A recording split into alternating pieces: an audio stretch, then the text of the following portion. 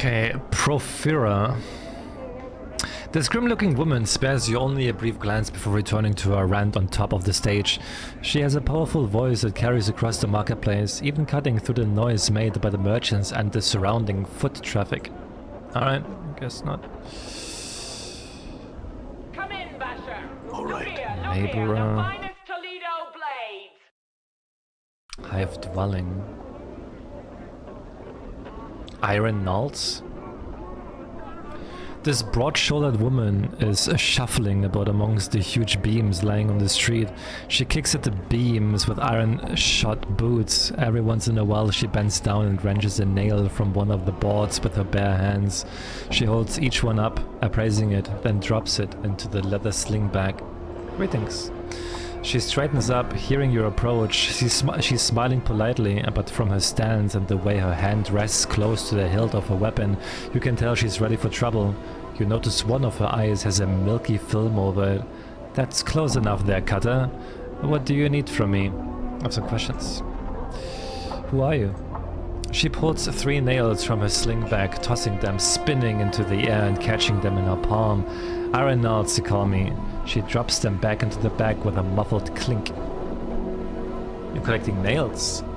I sell them to a man named Hamris in the lower ward. Maker of coffins, he is. Tell me more about Hamris. There's not much to say. He's a bit chatty. He'll rattle his bone box till they're balmy, if you let him. But a fair bargainer. He needs the nails, I need the jink, and that's all. That's about as far as it goes. Does anyone else here scavenge nails? She grins and shakes her head. No one was clever enough or had the will to do it before me, and I've shoved off anyone who's tried to jump me claim since. She pats the long-bladed dagger hanging at his side lovingly. Your claim? Aye, that's what I call it. Honest labor is hard to come by in the Hive, and I'm not about to let someone sodding pike appeal me from my work. I've sent more than one bug running and howling, holding their guts in or off with the collectors, if they were unlucky. Her dead eye gleams maliciously.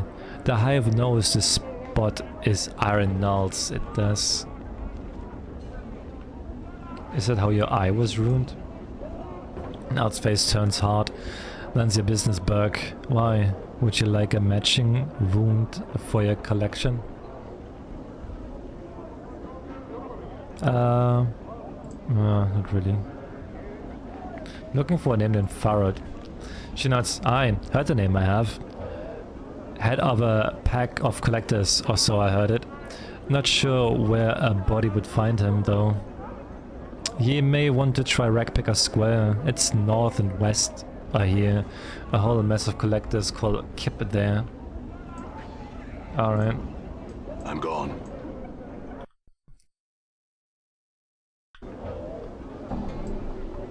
Come in, Basher. Look here, the finest Toledo blades. This man slowly turns as you approach. His eyes are like 2 black stones. They briefly flicker over your frame. Then he locks gazes with you.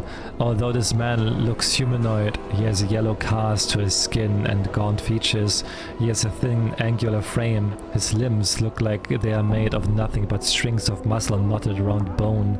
His clothing is a curious blend of sharp colors and dull, mud-stained browns. Greetings. The man remains silent. He does not acknowledge your greetings, merely stares at you. I said, greetings. Give it up, Chief. Talking to a Gith is like trying to make good with a razor vine. Let's go. Gith? Yeah, a Gith. Morta glances at the Gith, who is still staring at you. We will talk about it some other time. Okay. I'm gone. Gith turns. Okay. All right.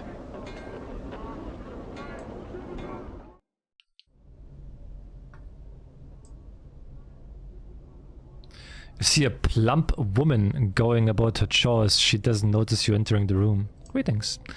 What are you doing in my house? Don't you have any manners? Just don't go around entering people's houses. I'm sorry, I didn't know anyone lived here. Well, no, you know. Please leave now. I'm close. And close the door on your way out. I have many chores I still need to finish, and I don't need any more interruptions. Done. I'm gone. Yoink. Done. Oh! What's up, Chief? Oh, it's my house now, bitch. Done. Oh, God. It's my house now. Look at that. No one was living here. I just found it. Free real estate, exactly. Done. What is this here? Oh, it's a kip.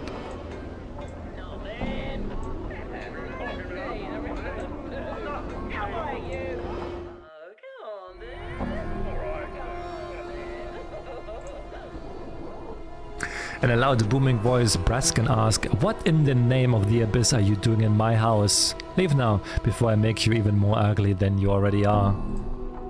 Done.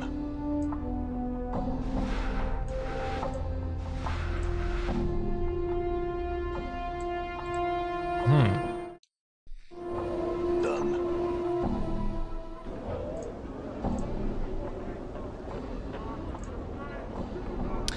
Streams of tears have carved channels down this man's dust-covered face. He looks to be a monk or a holy man of some sort, but the dirt covering his body makes it nearly impossible to see the man beneath. He is chanting and rolling his head back and forth. It looks like some sort of ritual. Greetings.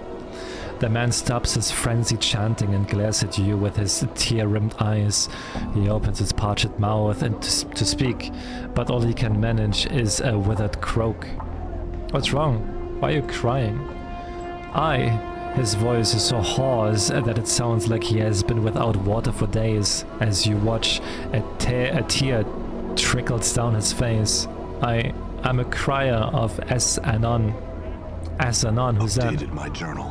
Who is Anon? The man throws back his head and gives a rasping laugh. It sounds brutal and defeated. Anon is not a man, but a city. Why do you cry for city? We cry its name because Asanon must not be forgotten. All the criers of Asanon carry this burden.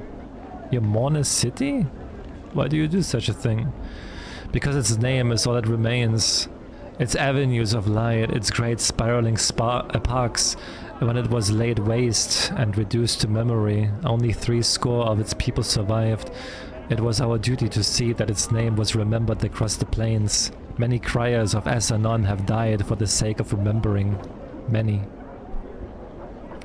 If it places you and the others at risk, why don't you stop?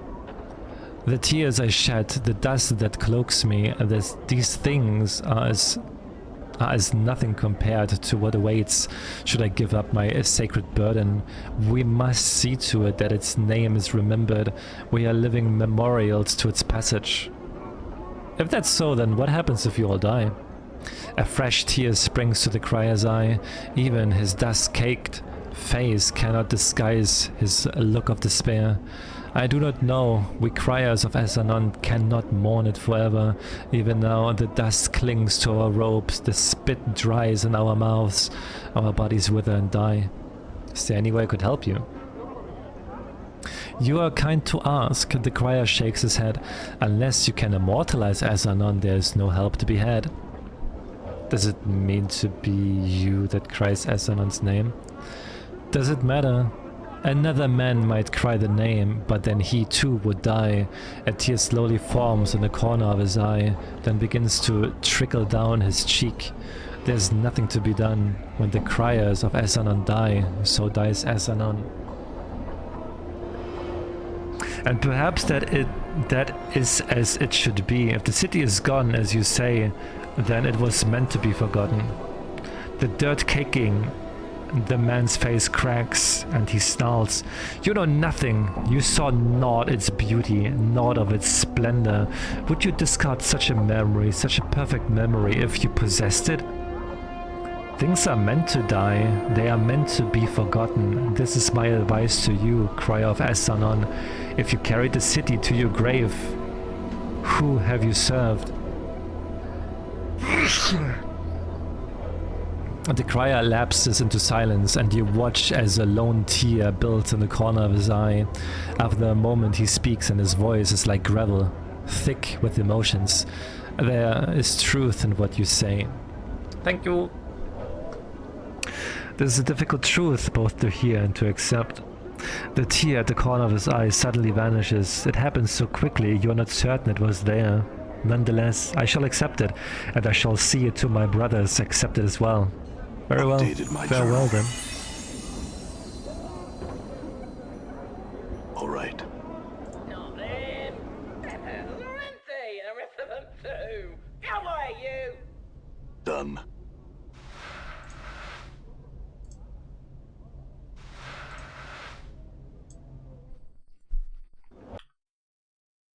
Done.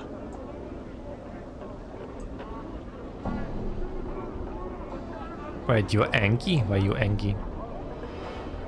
You see a man in old and tattered clothes. As you approach him, he makes a detour to avoid you and keeps walking. Hey, hold for a minute. The man ignores you and begins to walk faster. Sir?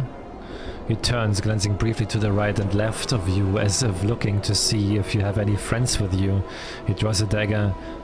You'd best leave me be, or you'll be wearing this steel tween your ribs. Attack him!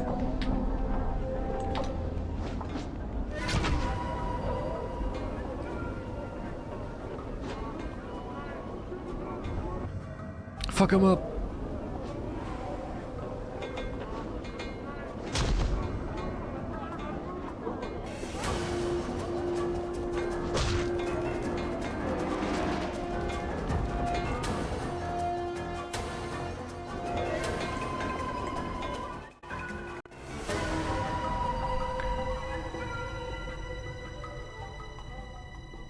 The fuck? Phineas T. Lord?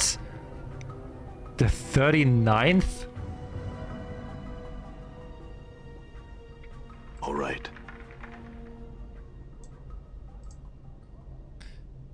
You see a squat man with rash-covered skin and several pustules covering his face. His clothes seem to mark him as some sort of an official, but they are dirty, wrinkled and covered with red hair. As you watch, he idly scratches himself with his stubby fingers. Greetings. Aye. The little man shrieks and jumps, startled, clutching his heart. He takes a deep breath and pushes his spectacles up on his rash-ridden nose. Yes, yes. And what is it that I can do for you? He scratches his nose and looks you up and down, studying your scars. I have a little to nothing in the till. So if you come to plunder the premises, this local is ill-chosen. I don't need to plunder the premises. Who are you? I am the respected Phineas T. Lord, the 39th in charge of this hive branch of the Office of Vermin and Disease Control.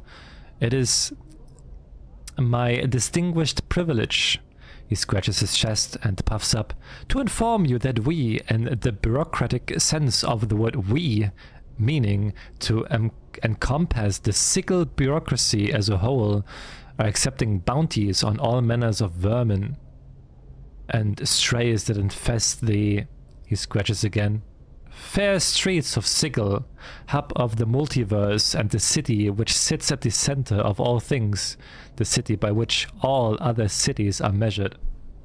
Bounties? Updated my journal. Yes, yes, we, in the bureaucratic sense of the word we, meaning to encompass the Sigil bureaucracy as a whole, are accepting tangible proof of the eradication of brain vermin, aka cranium rats, from the hive area where they have clustered quite thickly for the past many years. As a recent census of the vermin population has shown, I am empowered by the Sigilian bureaucracy to pay a bounty of, he puffs up dramatically, 1 copper common per cranium rat delivered to my branch office. The fuck is a cranium rat? Cranium rats are a species of vermin that become more intelligent the more of them are in close proximity of each other. 1 cranium rat alone is but a nuisance that chews at boards and burrows into food, but 5, 10 or more, and their intelligence grows until it surpasses even the intelligence of ones such as myself. scratches and sniffs disdainfully. I imagine that 2 or 3 cranium rats might be enough to outwit you, sir. Another comment like that and you'll be wearing your ass as a hat. Phineas blinks. Your appearance seems to sink in at last. I withdraw my most inappropriate comment, especially in light of your recent assertion of dominance and physical superiority in this social situation. How many cranium rats on Sigil? More than enough to last a bounty hunter a lifetime. Perhaps several. Okay.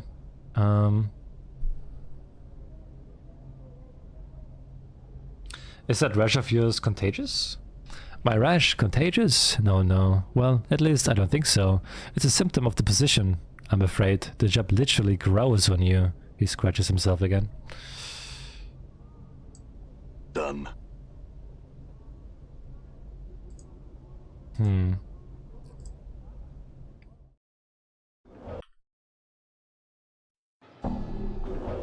gone.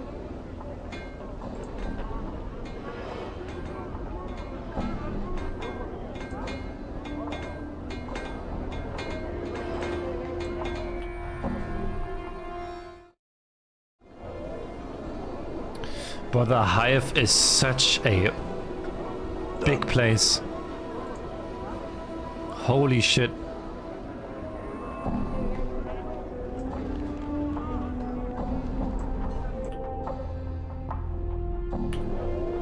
Oh wait, it's a warehouse.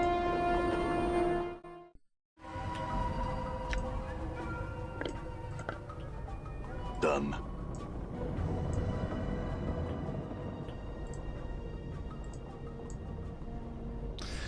Moving from box to box, this man seems to be totally immersed in counting boxes and scribbling results down on a piece of parchment. He looks annoyed as you interrupt him. What is it now? Can't you see I'm busy taking inventory? Go bother someone else. I was taught to deliver this box to you. Well, why didn't you say so in the first place? Let's see what you got for me. I'm sure it will need to be inventoried. Ma told me to give this to you. As you hold the box out for him to take, Quatra's expression turns from one of interest to that of intense horror. No, please, get it away from me.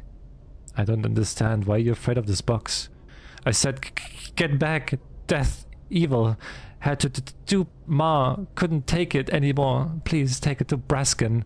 Lives southwest. Hive, me, no. Apparently the sigh of the box it's just too much for him as he runs screaming from the building. Wait, what am I supposed to do with my journal? Done. Alright, go back to Brasken. Let's fucking go. It's like reading a story. I really feel like I'm reading a story here.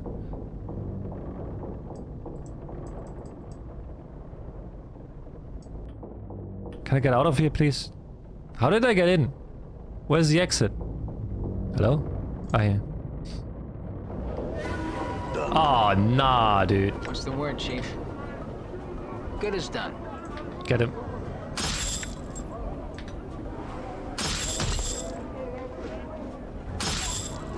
Damn it.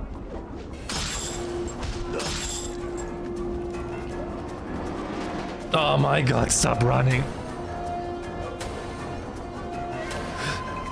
Bro, where's he going?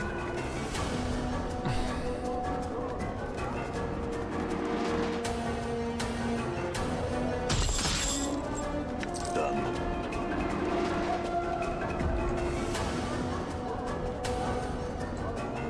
Who's this guy?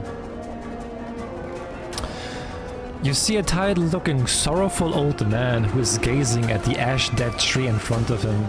He's mumbling to himself and tapping his chin as if trying to figure something out. Occasionally, he shakes his head sadly. Greetings. He seems momentarily startled as you interrupt his train of thought. He speaks in a calm, unhurried tone, but one full of sadness. Oh, greetings to you too, friend. How is this day find you? It finds me well. He smiles, but sorrow still lies in his eyes. That's good, friend. I hope your good fortune continues. It seems about to turn back to the tree. And how is this day find you? He shrugs slightly and proffers a bit of a smile. Fortune finds me well, though I'm saddened just the same. Why is that? He pats the tree beside him. It's the tree here in the hive. They're dying, friend. No one cares. Seeing the look on your face, he holds his hands up as if to silence you for a moment. It may not matter to some, but it's important to me. I feel it's a shame to see the last tatters of life and beauty in this world left, uncared for, to die. Can you understand that, friend? Yes, you're right. It's a sad thing. He seems surprised and blurts out, "Really? Oh, I mean, wonderful. Perhaps you would..." He pauses and seems suddenly suspicious. He recomposes himself, speaking in his usual slow manner. "In any case, that's good. I suppose you have some questions for me now." Yeah. Who are you? I am called a Mons for trees by the people here, friend. Why is that? I wonder why is that.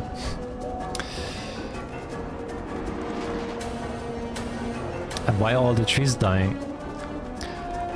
Just look at your surroundings, friend. Can you imagine anything having an easy life here? And besides the wretched conditions, the Dabus rarely come to this part of Sigil.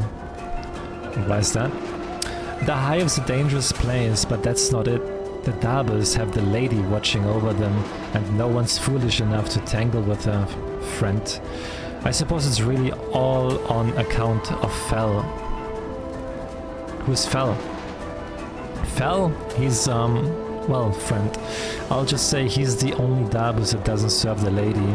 I don't know the whole dark of it, as they say, but he's shunned by his fellows and lives here alone in the hive. He runs a tattoo parlor, but most of Sigil is wary of the place. The tattoo parlor. Fel's parlor is only a few buildings east of here. It is marked with his personal symbol, a white oval pierced by a lightning bolt. I've never been there myself, friend, but as I understand it, he is able to turn images from his speech. I know Dabus speak in images, yes? Rebuses? Yes, go on. He nods. So he's somehow able to turn images from his speech into tattoos, and not just ordinary inkings either. I'm told there's magic about them, and more than just in their making. I don't know much else about it though. So what about the places to be wary of? Well, friend, since he turned from the lady, many people think it's just a matter of time before her shadows falls on him. And no one wants to be about when if that happens, I'm sure.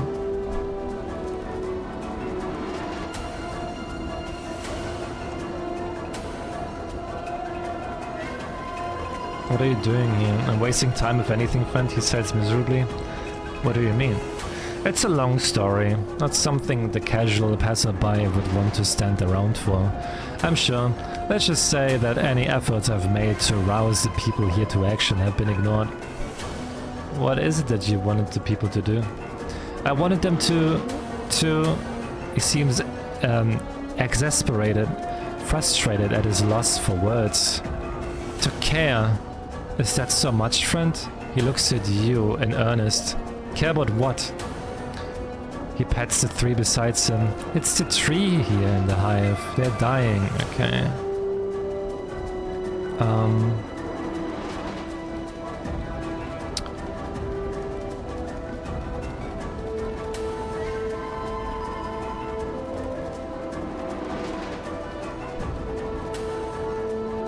Now all things die in time. Why concern yourself with the when and how of it?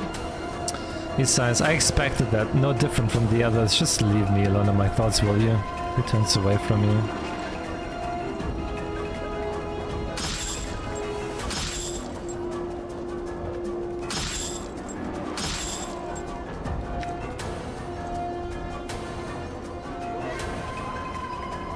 I wanted to apologize for my rudeness earlier. He simply looks back at you for a moment quietly. I accept your apology, friend. Do you have any questions? Yes.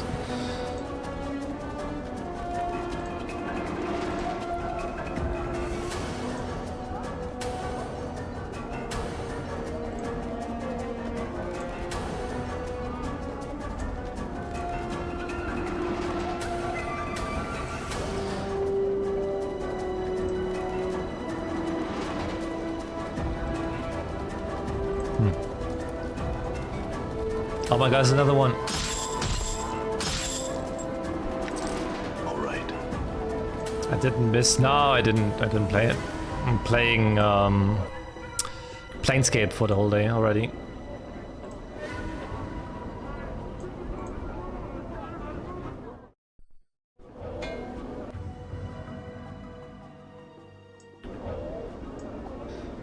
I'm playing the Planescape. Watch, Chief. Just look natural. Casual.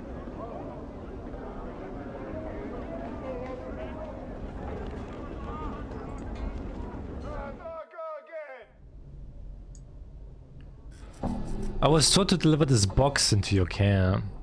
Well, why didn't you say so? So hand it over and you can be on your way. As you present the box to Braskin, his expression changes from one of the anticipation to that of amusement. Whoa there, I won't fall for that trick a second time. Put that thing away and leave. I don't understand. Why don't anyone take this box? First Quatra and now you. Did you say Quatra? Braskin lets out a great bellow of laughter. Why? That's the fellow who bought the box off me. Thought he got the best of me when he bought it.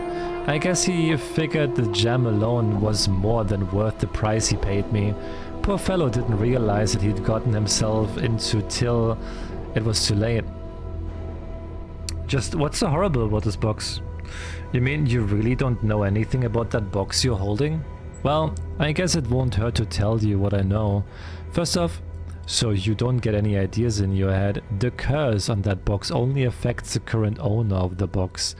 And to be the owner of the box, you have to willingly take possession of it. There goes the idea of just leaving the box for someone else to find. So what's in the box?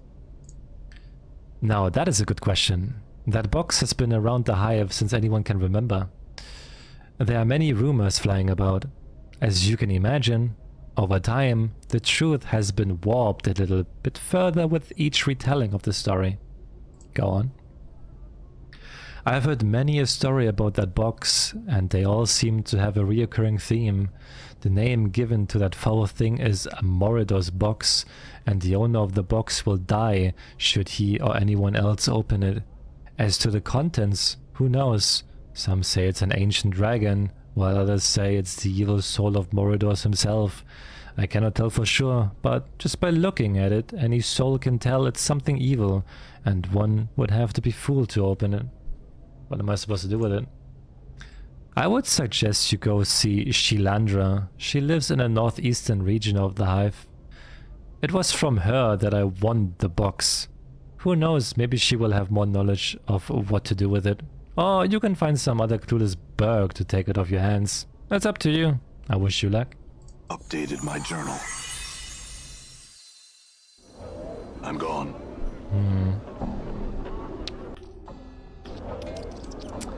Okay.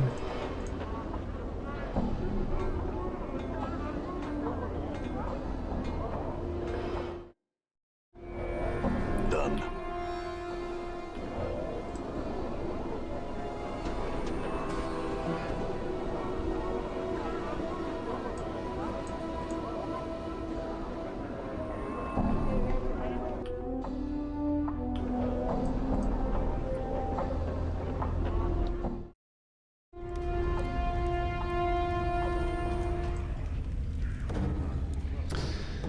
This is a woman with fading bruises on her face and arms and a look of despairing longing in her sunken eyes.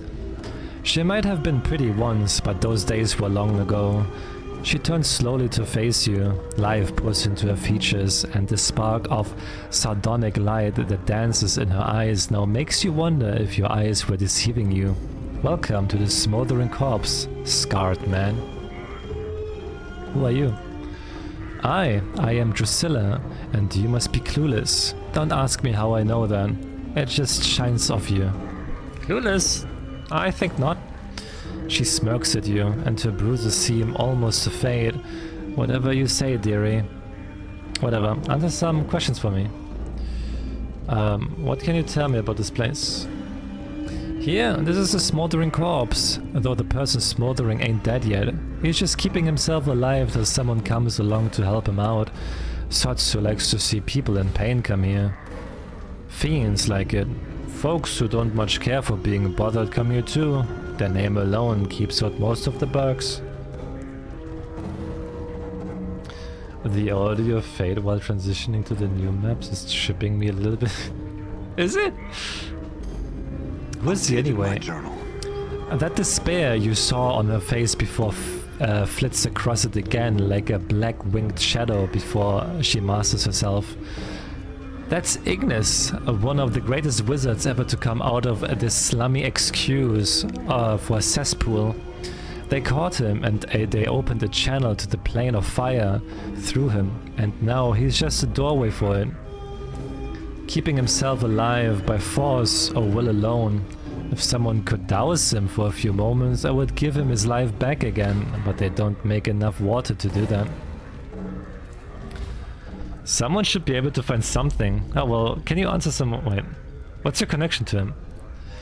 Her voice practically throbs with a deep ache. I was Ignis's lover, and he, my beloved, he loved the flame more than me, and now he has become the flame. And because I love him, I love the flame. But that's all done with now. Now I wait for him to douse himself. I sell what little I have just so I can be near him. Okay. I'm looking for a collector named Farod. Have you seen or heard of him? Farod, she snickers, the Collector King. You can probably find him and his stinking ilk in the trash burns on the far side of the hive. Good luck in getting any answers from him. He's a sly devil. Yes. Okay. Who's a burning guy? Okay, we know that already. Alright. Ignis. Done. Ebb. You see a slightly stooped older man with a full grey beard and the lion's mane of grey hair. He wears a couple of shoulder guards as armor, and he keeps a helmet nearby. He smokes pipes and carries a pouch of tobacco around his waist. He looks pretty strong, but he's a little plump and also appears to have some sort of breathing trouble. Well now, aren't you a sight, lad? Never have I seen so many scars blanketing a fella, like a scar cloak you're wearing. Where have you been? Hanging out in the grain thresher? He laughs. Oh, I'm just jesting with you, lad. No offense meant, and I hope no offense taken. I'm Ab. He extends his hands. Alright. Greetings. His handshake is firm. Now I hereby tender my apologies for the unfair jesting, lad. Hope no hard feelings. Can I buy you a tankard or two of something to smooth any ruffled feathers? Sure. That's the spirit, lad. By the moment. He raises his feet and heads to the bar. After a moment, he returns to his seat with a pair of tankards. Here you go, lad. Drink up. He takes a massive swallow from his own tankard, puffs on his pipe and says, "What can old Ab do for you on this fine sigil day?" I had some questions. Oh well, I gathered that just to look at you. I mean, you don't look like you're from around these parts, lad. You look a little too out of sort to be a seasoned native. Ab chuckles, then takes another drink. So, what can I help you with, lad? You need to know the lay of the land? Ab winks. Who are you? Ab Quickness, third measure of the harmonium. Now retired and being a tout with one's voice, since I don't step as lightly as I might these past 2 or 3 decades. He chuckles. Now lad, who be you and what trouble might you be in? Third measure of the harmonium? What is that? Ab puffs and slightly in pride and gets a semi-stern look on his face. Aye, third measure of the harmonium. He relaxes a little.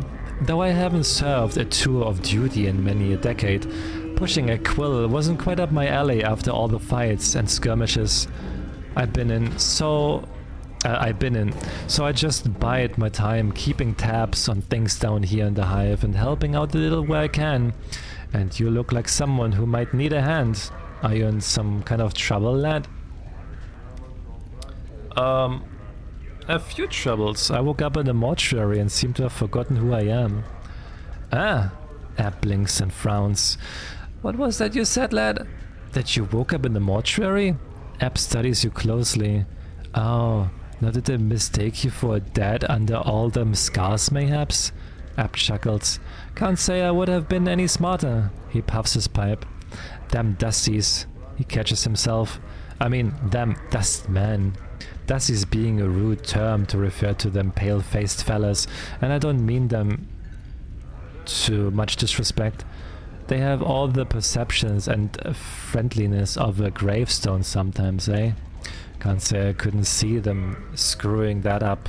No, lad. That's what I've heard. That's some other questions. Tell me of Sigil and its Enrians. App laughs loudly. You don't think small, don't you? If you want to know what's outside the city, go talk to Kendrian Ilborn over there. He's a traveler of this place. As for the rest of it, well, I can tell you of the lady, the Dabus, keys, and portals. The way we keep track of them. Track of time. The way the city's laid out. What was it you wanted to know? Oh, actually, I'm good. Let's talk to you. You see a trim, muscular man dressed in clothing that is comparatively drab and mundane compared to most of the outfits you've seen in the city. He carries himself with an air of a supercilious arrogance. He also looks dramatically out of place here. What do you want? He asks. Who are you? I am Alais. Alais? Warrior of renown. Surely you have heard of me? No. Can it truly be? Can it truly be that none in this town have heard of me or my exploits? Alice, I shall have to prove myself all over again, and here I had thought my fame had spread across the world. What world are you from? I come from the city of Aliburn, on the river Time. Surely you have heard of its glories and wonders. No matter, no matter. This place is benighted and ignorant when it comes to the splendors of true cities. I am told that my land is what is called a prime by the dissonance of the city. Though a prime of what? I don't know. How did you get here? I was chasing my old foe, the villainous life shade Tyr Tanelel. Fucking hell. He pauses, waiting for acknowledgement, and then continues. He conjured his demonic magic and opened himself a doorway and hurled himself through it. Before he could flee me entirely, I threw myself after him and found myself here. I get it, you're one of the clueless. He bristles, reddening, and his hand clutches convulsively around the hilt of his sword. Clueless, is it? I take offense to your words, sirrah, and bid you farewell in the hopes that we should never cross paths again. He turns away from you and still flushed with pride and rage.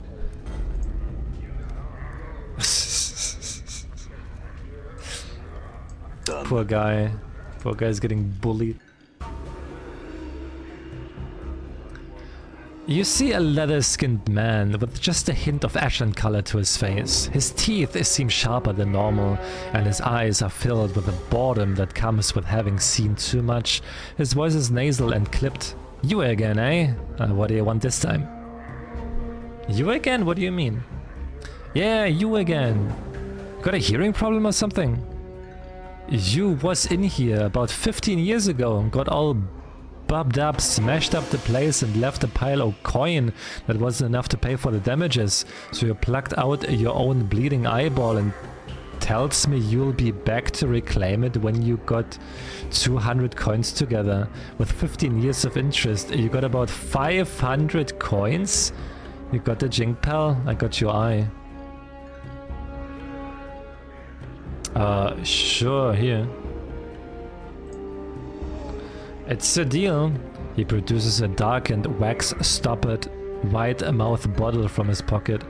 You hear the sound of liquid sloshing around inside it, along with a heavier, squishier noise. Opening it, the stench of some sort of preservative agent nearly makes you gag. Floating in the viscid muck is an eyeball. You'd better figure out what you want to do with that. Now you've exposed it to the air, you might as well put a pickled egg in the jar for all the good it will do. It will do you. Make up your mind, Cutter. Pickled egg or not?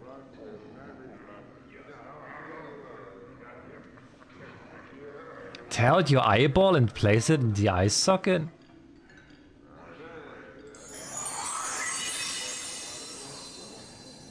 What the fuck? With a moment's hesitation, you reach into your socket and pop your eye into the palm of your hand. The bartender helpfully severs the optic nerve and directs your hand to the jar of goo that sits on the bar. You deposit your eye and the preservative, wrap your finger around the old one and slide it into your empty socket. The pain of this entire operation is incredible. At the moment, though, you can feel the optic nerve reattaching itself to this new eye, and suddenly you are hit by a flash of memory. Memory flash. A vast expanse of chaotic, ever-changing wasteland stretching before you, a group of humanoid vultures plummeting towards you, cruel weapons ready to strike, and your own shining blade clutched tight in your fist. Memory flash. Three fucking memory flash. Three those surround you in the colors of an enemy can't quite place. Long daggers listen in their hands, and the light glints cruelly from their exposed teeth. You glance at your scarred hands, and know that soon they'll be covered in blood. Memory flash! An enormous frog-like creature becomes bounding over, through, under, chaos stuff, headed for you with a mouth full of teeth. You hurl your javelin through the shifting matter and pin the creature to a sudden stone plinth. You have recalled some of your lost fighting skills. Ask more question about Abarkis. Proficiency points increase permanently. Oh, nice. Can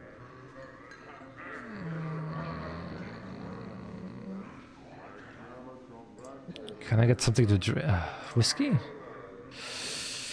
I'll be fine. Yeah, it's okay. So, wait. I don't know what the fuck that means. I got a proficiency point. I don't know what that means.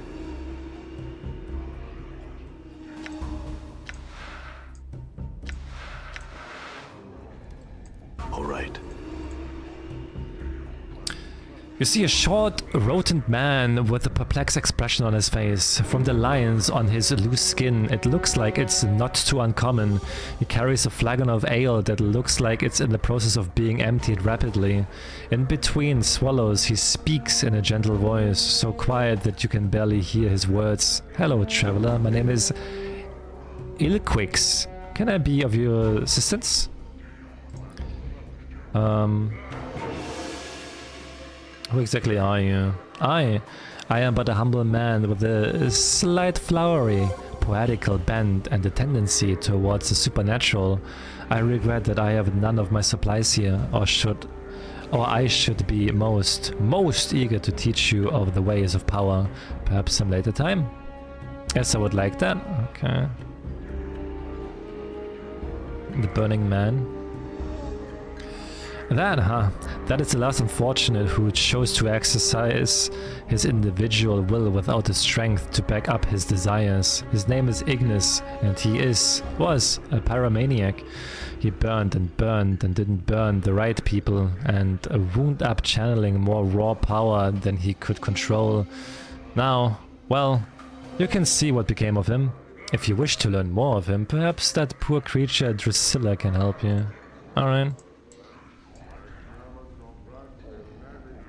Done.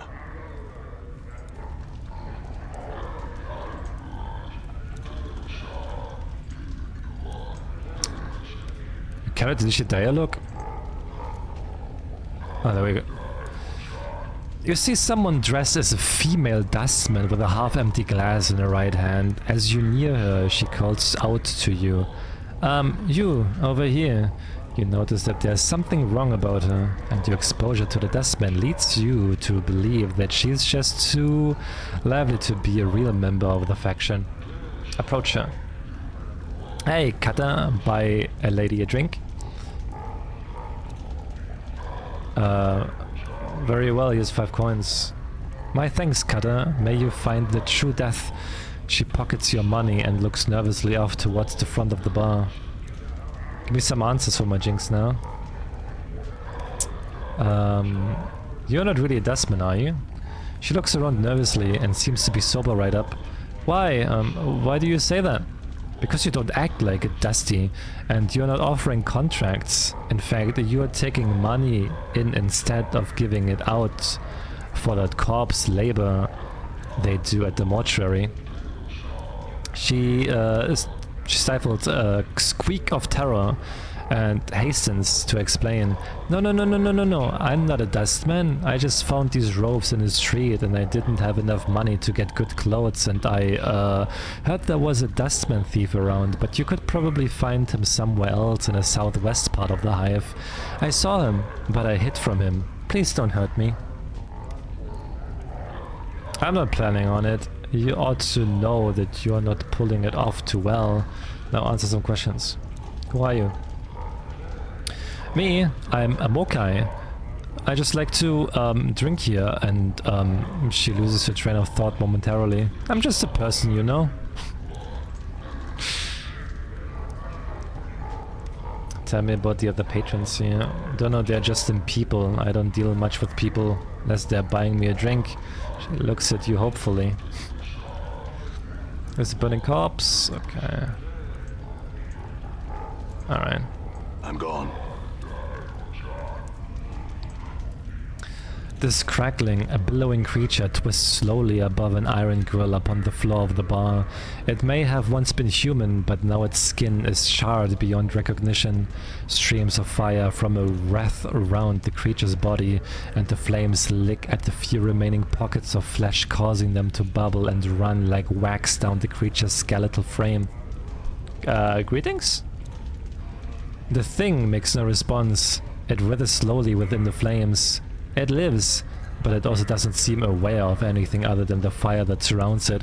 Its skin is flame, its heart is flame, and you know within some shadowed corner of your memory that this thing is dangerous. I'll examine it. The heat surrounding this creature is incredible. To your surprise, the iron grills the creature floats above has sagged and bent from the heat. At first, you thought the heat came from the grill, but now you realize it emanates from the creature.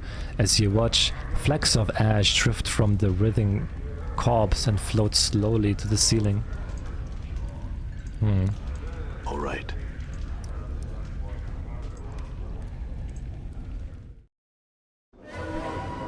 Oh my god, what the fuck? I don't want to fight. I'm hurt. See that? Oh, Jesus. All right.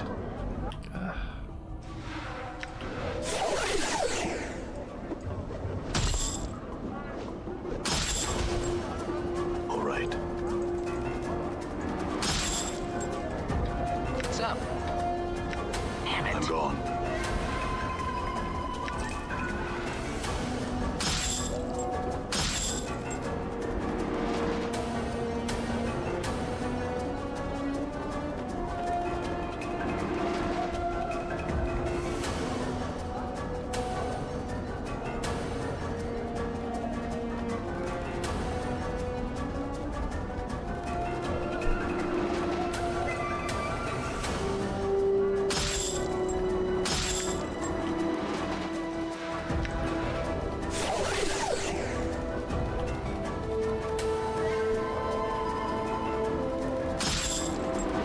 See that?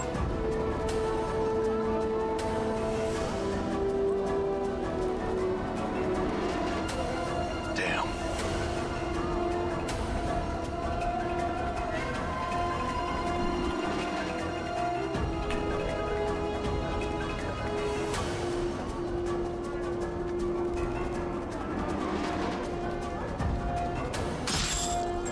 Done.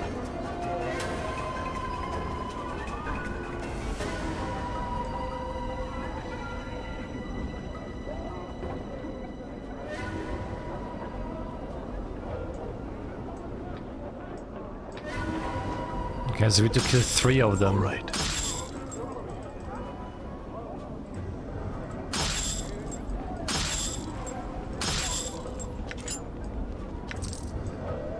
I'm gone.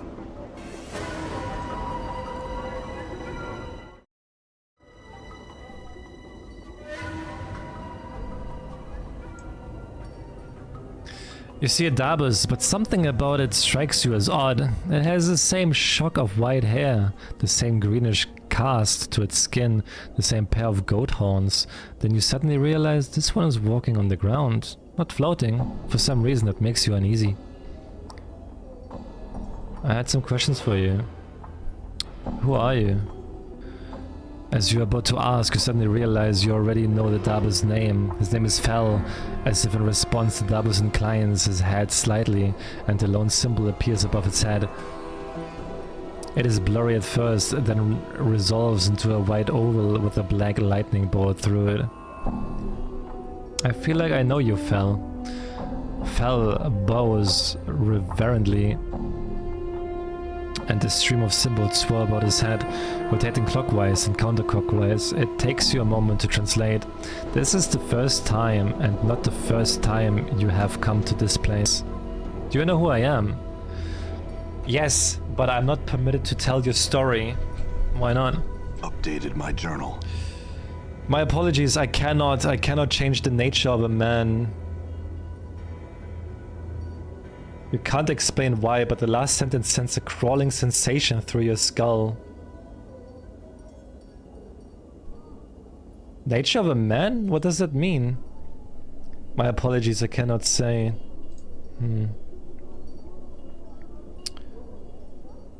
What lies beyond that curtain, Fel? It is my gallery. Your discarded skins are my canvas. I admire you. I am saddened for you. Saddened for me? Why? The mark of torment lies upon your flesh. Tragedies and loss have built themselves upon it, like stones upon a foundation. You have endured great pain. What do you mean? I admire you because you have never surrendered to the weight of the losses, despite the fact that chains hang on you still. Go on. These losses blanket this life and all of your past ones. You shed lives like a molting serpent. You are exploring the infinite paths of life. What the fuck? Take with you this warning. Each of your lives casts a shadow on existence. You must travel to a place where these shadows have gone mad and regret have scared the earth. Is there anything else you can tell me? Do not sign anything. Very well. Do you feel complete? I don't. In fact, ever since I woke up in the mortuary, I feel like something's missing. Something inside. You are strong. Keep faith and you shall become whole again. I'll try. You say you've met me before, Fel. Do you know how I died? Fel does not respond for a moment, and slowly, menacingly, 3 symbols materialize on his head. Shadows. Shadows! Many shadows, they streamed from the darkness, swarmed you, then left you to die. Why? I do not know.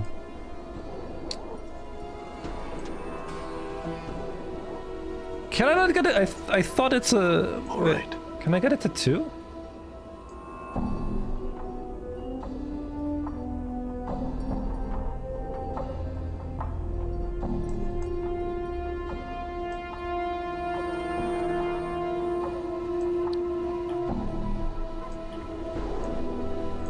I thought you're a tattoo artist.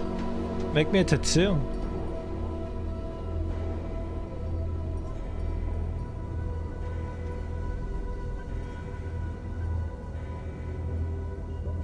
Can I see what tattoos you have? Uh-huh. Oh my god, they're quite expensive.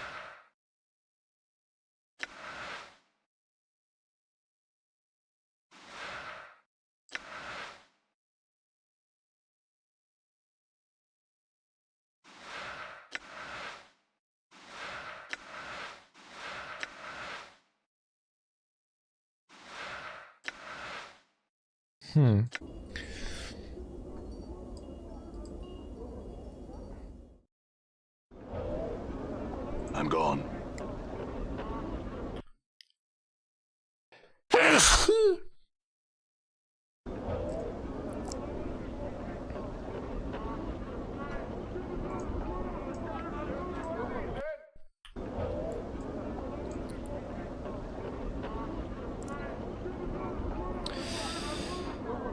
Thank you.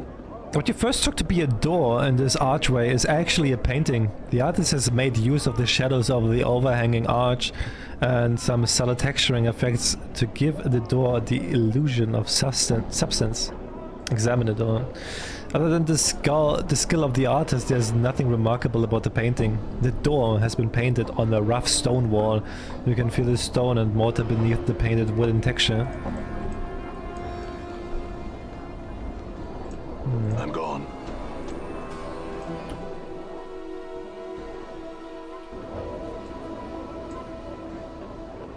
Why not then? Just show it to me. Damsel in distress.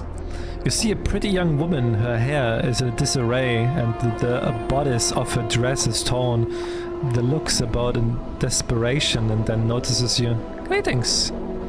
She runs up to you and grabs your arm. You notice the front of her dress is stained with blood. Help me, Cutter. Please, they're killing my sister. She begins to tug on your arm. Who? She looks around wildly. This drunken man who followed us from one of the taverns. We thought he meant no harm. Please, Cutter, there's no more time. Help us. Wait, first you said they were killing your sister and now you say he is killing? Which is it now? She stares at you, unsure of what to say. I'm distraught. I made a mistake. She glances at the blood that stains her dress. Please help me. Examine the blood. You glance down at her dress and look at the blood. Although it does appear to be real, it has completely dried. It must be hours old. That blood is hours old. What are you up to? I see your eyes flick to the bloodstains and then back to you. You think you can hear a hint of nervousness. In her voice. You're mistaken, Cutter. Please help me. My sister lies dying while we tarry.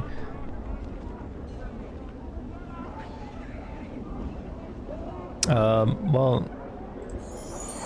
what's going on? She looks into your eyes and then glances at the scars that cover your body. She swallows nervously and you see her pale before your eyes. I'm supposed to lure people into an alley nearby and they're waiting there to take your jink. She looks at you apprehensively. Let me give you some advice. She gazes at you in silence, then nods her head. Don't pick someone like me as your mark. Choose some drunken fop who looks like he's never seen a battle in his life. And make sure he looks like he has more than a couple coins to his name. Now get out of here. She nods curtly and then backs away from you. She hesitates for a moment and turns to leave. Thank you, Cutter. Yeah?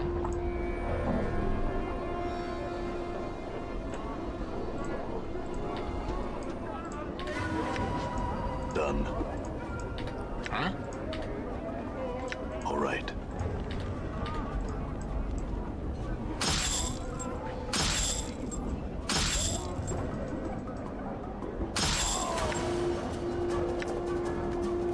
Okay, it's a second one. We need one more.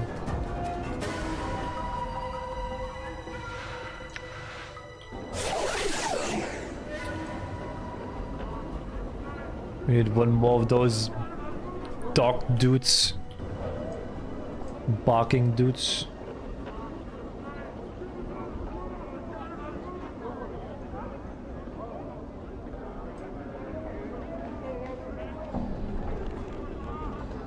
Who's this guy? You see a thin man with stained clothes, a hook in the nose, and two stubby horns jutting from his forehead. He is stumbling about and muttering to himself. He stinks of brine, vomit, and cheap wine. Greetings. Ah, that man squints blearily at you. Or was it? What? Never mind. Done.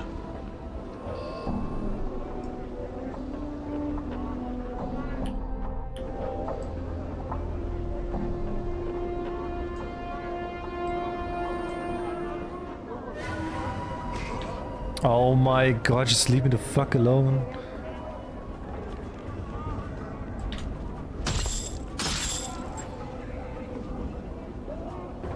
I'm gone.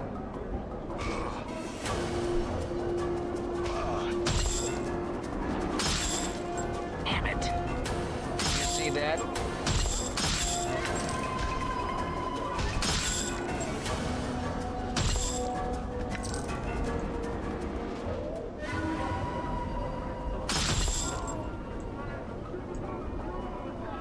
You see a young woman dressed in a tight leather bodice and leggings. She smells faintly of cheap perfume, and her face, though pretty, is painted with garish makeup. She smiles coyly as she sees you. Seeking some company, love?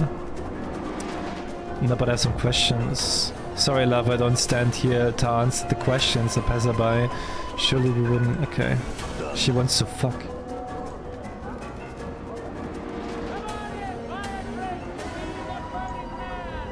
He's on fire! You've got to see it to believe it! The burning man right here, right inside!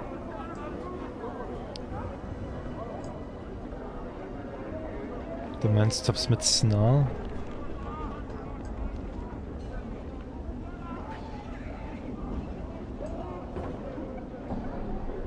Okay, no, this is not the same.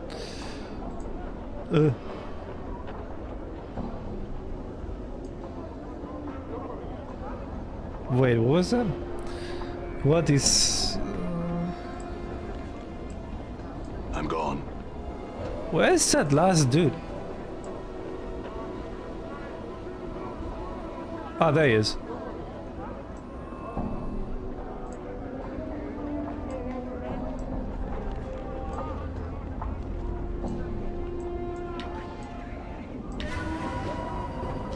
I'm gone. You see that? Alright, that's I'm 3. gone. So it means this quest is done.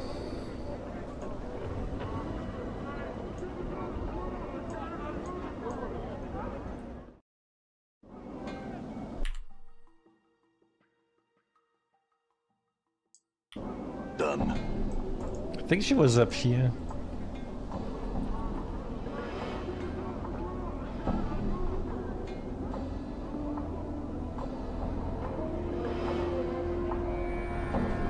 I found the stuffed dogs barking and penned 3 of them in the dead book. Updated my journal. The powers be not blind, in their justice's day. The woman reaches into her spider-like hair and draws forth a copper earring. Here you are, a pretty bit it should fetch. 'Tis worth 33 coppers at least. I'm sure it belonged to one of me sisters, but she won't be needing it anymore. All right.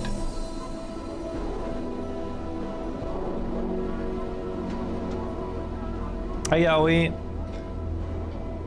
Remember your name? That no, still not. I have no idea where the fuck I can find like a dude that I can sell stuff. Ah, fuck off. I haven't found a merchant yet. All right.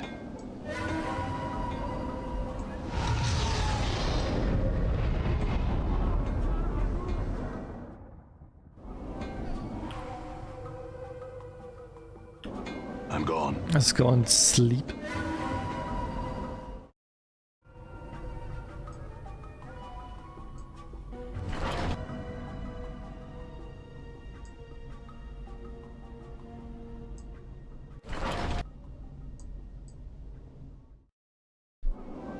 All right.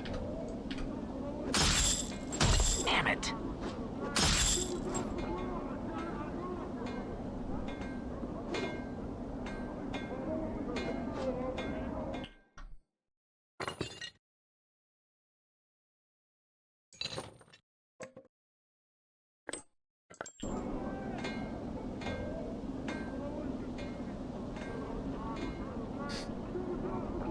Oh my god.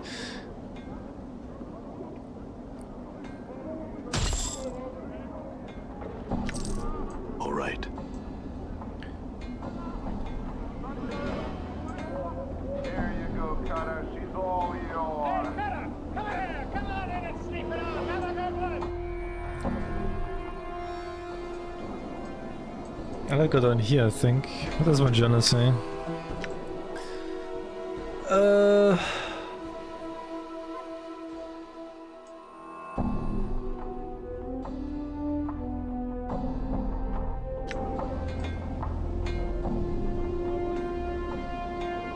you go, Cutter. She's all yours.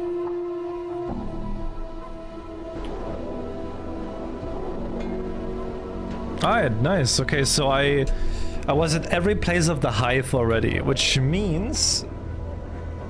And I can see that I get like the last part of the quests done. So Shilandra lives by the mortuary, okay. I think I was just in her house. All right. I think I actually was just in her house. Oh my god. Fuck those thugs, man. All right. Yep, it's right here.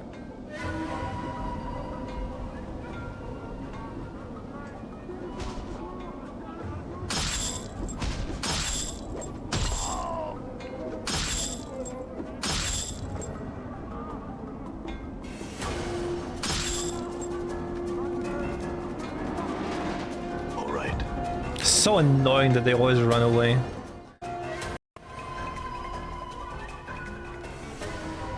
And yet another interruption. A person cannot even find privacy within one's own home. Please leave before I summon the guards, or better yet, I'll try out a new spell I've been toying with.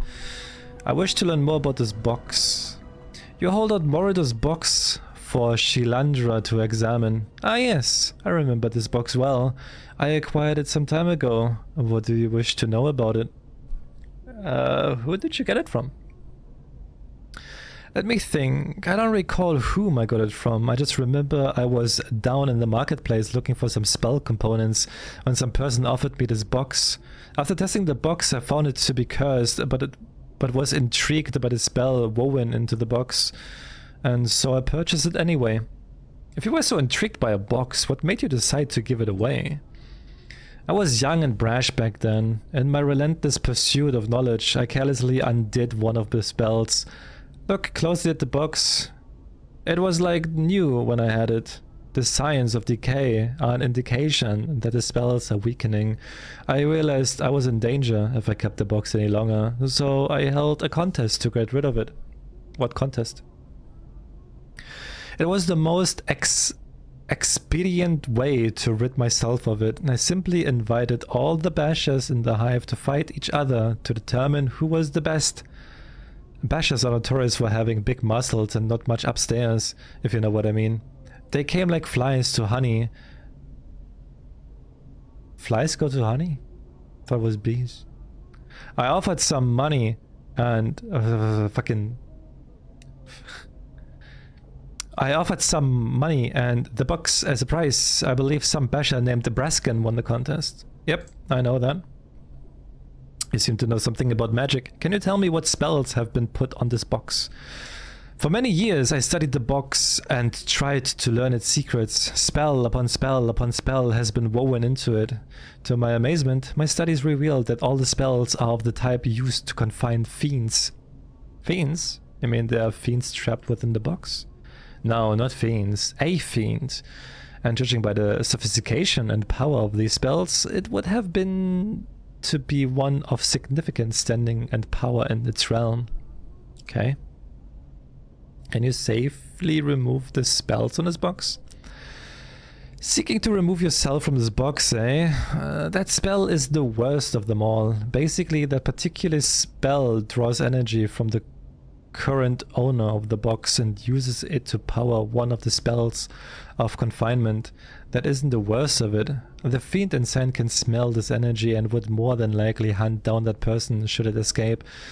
It's really a no-win situation to own that box. Either it drains you dry of your energy or the fiend within kills you. I see. If you don't mind, I would like to ask you some more questions.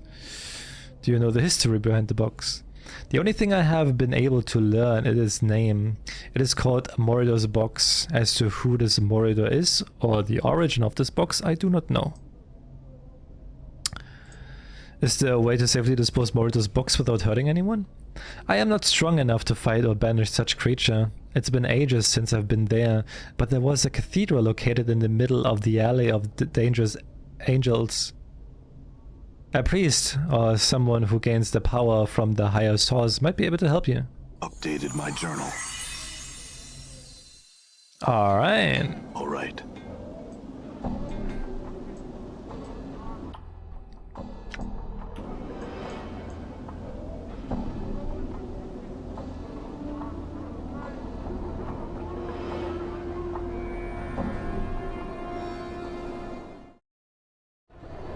Done.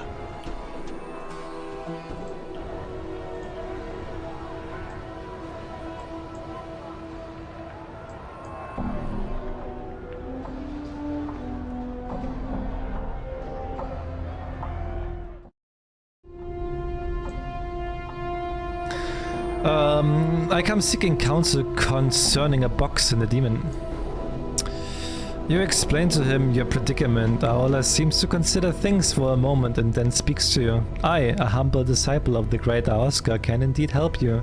First you must relinquish the box to me. Aola places Morito's box within a wire pyramid-shaped structure and then mutters a prayer to Aoska. The familiar shimmering of a portal soon fills the sides of a pyramid. Aola then casually reaches through the portal and flips open Morito's box. You scream in an attempt to stop him, but you're too late. Almost instantly the box begins to disintegrate as a sickly smoke begins to fill the interior of the pyramid. A feeling of immense dread fills the room and is all you can do to keep yourself from bolting from the tent. You notice that as the tendrils of smoke touch the sides of the pyramid, they are drawn into the swirling vortex of the portals. As the last tendril of smoke disappears, the feeling of dread passes. Aola smiles a bit nervously at you. Witness the power of Aoska, the keeper of gateways. I am sure a fiend of such power that is required so many spells to contain it will have no problems making its way back here, and when it does, it's going to be looking for you. I have taken that into consideration. You see, each side of the pyramid contained a portal to a different plane. In effect, I scattered its ascent far and wide across the multiverse. Did you know there are races out there that consider demons a sort of delicacy? He begins to chuckle softly as he reaches into the pyramid and sifts through the ashes of the box, removing the gem that was attached to it. Payment for my services. I will use this to help rebuild my beautiful cathedral. Keep the gem, you have more than earned it. Updated my journal. Sick. Alright. Now I need to talk to Ma. Oh, where the heck was Ma? I think Ma was down here.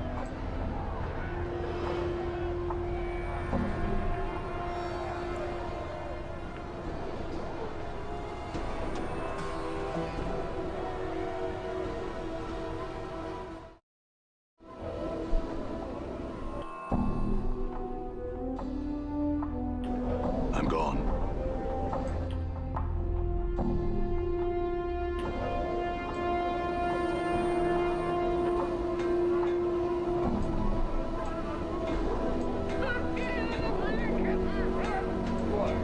I guess he was up here. I'm gone. Bro, don't piss me off, okay?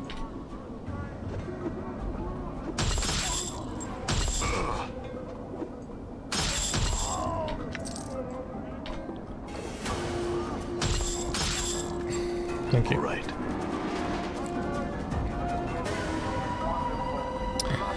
Ma's eyes take on a wild look as he sees you approaching. In a high, screeching voice, he asks, "Oh, what you be doing back here? Don't come back till you be delivering the box." I got rid of the box.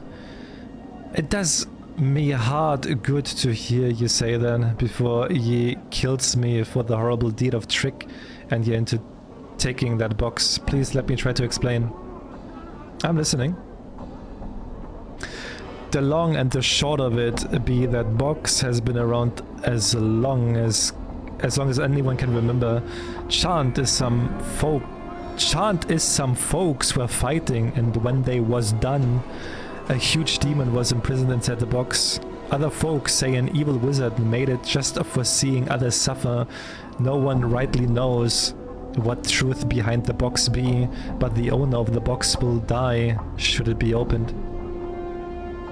Why didn't the owner just put the box when no one could find it? Aye, seems it should have been as simple as that, but who among us could live with a death sentence lingering over their head? 'Twould drive any sane man over the edge, having to worry about the whereabouts of that damnable box at all times. And why me? First, I haven't seen you around here before. You see, I needed a clueless burg such as yourself to accept the box and become the new owner. Everyone around here knows not to take the box, not for any price. Secondly, if you didn't examine the box when you had it, you wouldn't have noticed that whatever magics were placed on it were weakening. With me being the current owner and all you can see is I needed to pass it on right quickly. Besides, if only looked ready to pass on to the next realm, it was ye. You want to talk about passing on to the next realm? Keep talking, or you will find out about it. Obviously, I picked a cutter of no small means. Surely this has been but a minor inconvenience to one such as ye. I offered this weapon and some jink to line your purse as a reward for your troubles. 'Tis all I own, and coincidentally, 'twas what Rat Quatra used to get me to take possessions of the box. Yeah, give me the Updated box. my journal. I don't want to be mean.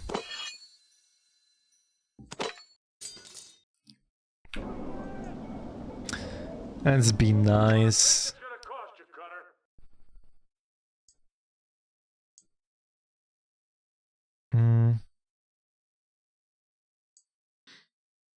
Find Craddock. Where's Craddock? Someone over here in the marketplace. Okay, marketplace. I know where the marketplace is. Come on, Cutter, what are you afraid Not of? wanting to be mean. Well, that's new. What do you mean? That's just normal. Why would I be mean? We got one man I'm gone. here, Cutter, come on in. Why would I be mean? Craddock. Craddock. There you are. You see a huge man watching the area with a tight-lipped frown and narrowed eyes. He is hunched slightly as if bearing a heavy load on his shoulders. I thought the heavy load was somewhere else. The unpleasant smell of sweat and dirt wafts from his clothes. Greetings. And the man glances down at you and his frown deepens. Aye, what are you sniffing around here for? You Craddock? Mayhap. He studies your face as trying to recall you. What if I am? What be it to ye?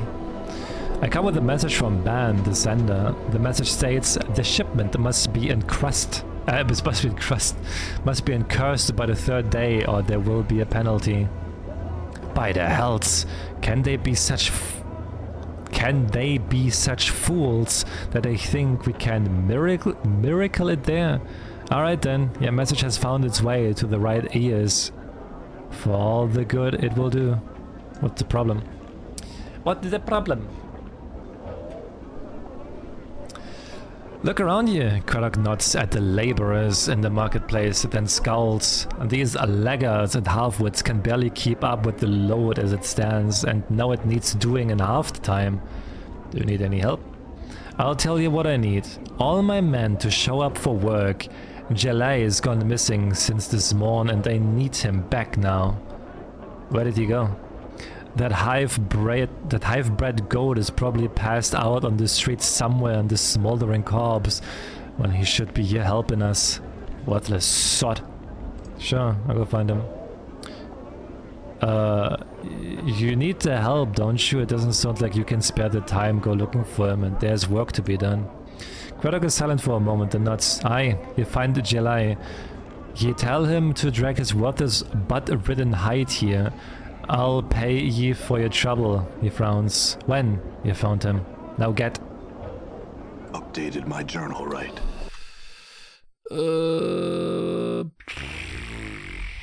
Should be down here, right?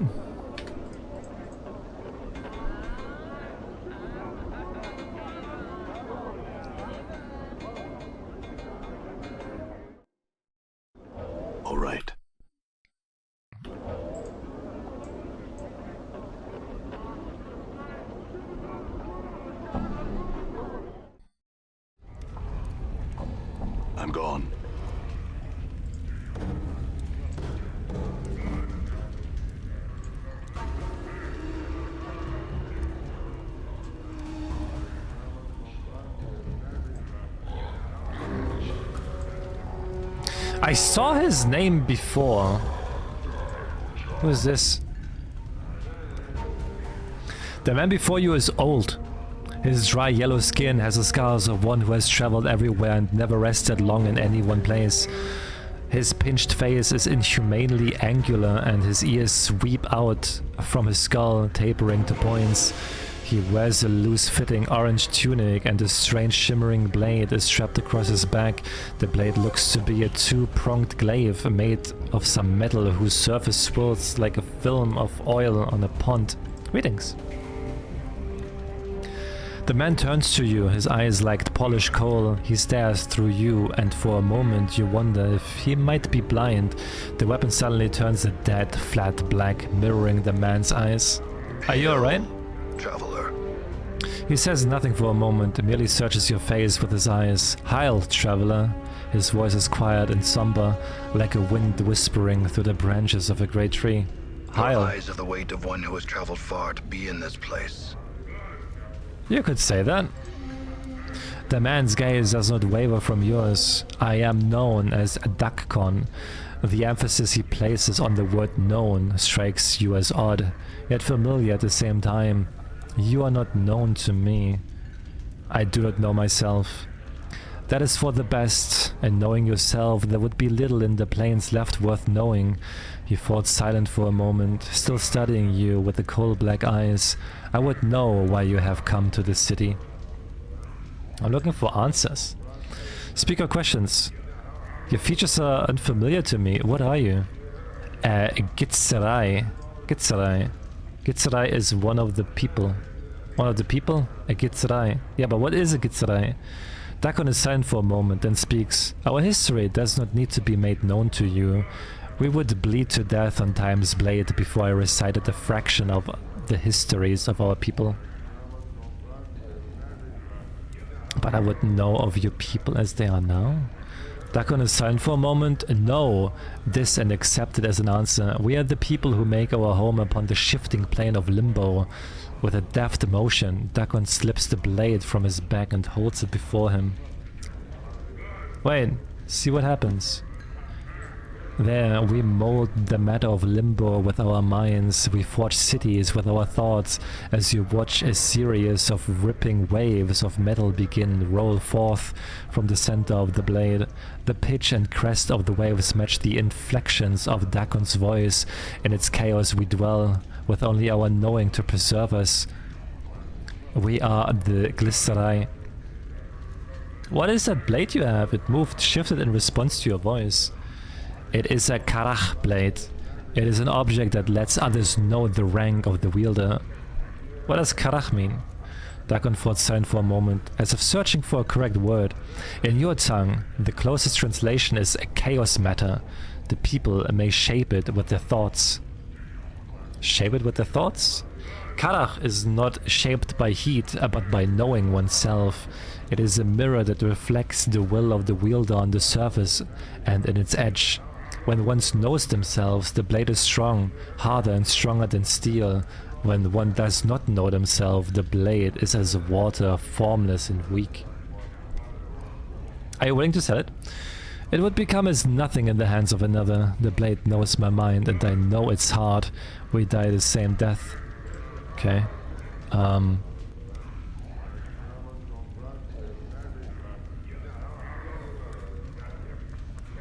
Do you know a man of Farad? That one is not known to me. Okay.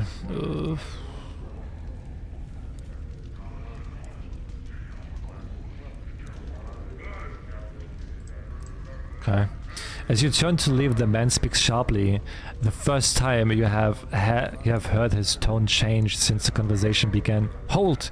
The man's voice levels out. The city is not known to you. I would travel your path with you. Oh, sure. Your path is mine. Strangely enough, his voice seems distant, and it echoes as if he was speaking from across a great distance. Oh, nice. Cool. We got a companion. The fuck is that? What level is he? He's level 3. It looks super weird. Bro, this picture is so blurry.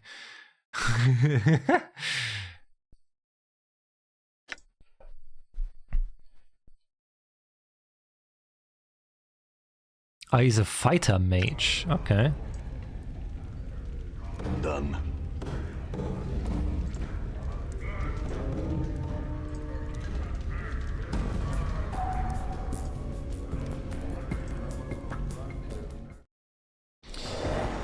Yeah, that's cool.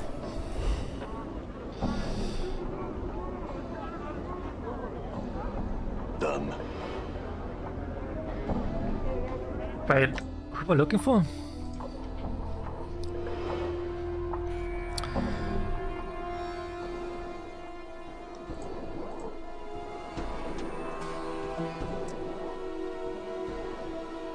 Ah, yeah. July. Stumbling around the streets of the... Okay, so he's stumbling around here somewhere. I'm gone.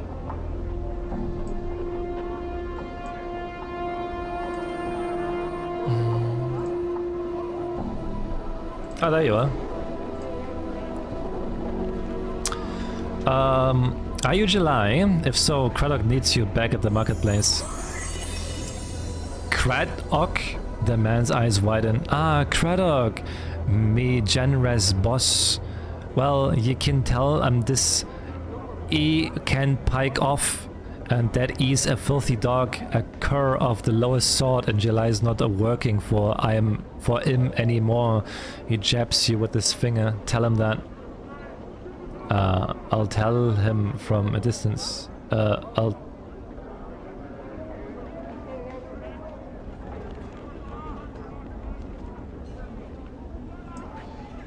Both just made the same outcome. I'm gone. Okay.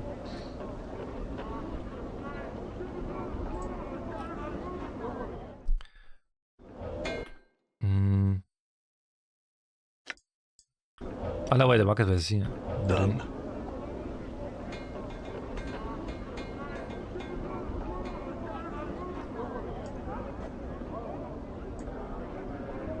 I found July. Is that right? Craddock glances around. Where is he then? Truth, he said to pike off that you were a cur of the lowest sort and that he wasn't going to work for you any longer. Updated my journal. Craddock's face turns a bright red and his face cracks into a snarl. Damned be his name. May all the evil of the plains haunt his footsteps. A blistering stream of insults, threats and speculations about July's family roots issues from Craddock's mouth. New taunts, all right. Oh, Morty clicks his teeth together as Craddock builds up steam. You can almost hear him taking notes inside his skull. Craddock finishes his tirade with a grunt. Damn that July. You know, I could fill in for him if you need help. Craddock studies you for a moment. Yeah? Ha! You couldn't. He suddenly felt silent. Well, mayhap you can. It's hard work and there's no drinking on the watch. Understood. Let's get started. The work is long, but at the end of the shift you are not the least bit tired. Craddock grunts as you return. You did well enough. Here's your pay. He tosses you a handful of coins. Now get. We have no more use for ye. Wow, I got 10 coins for that. Amazing.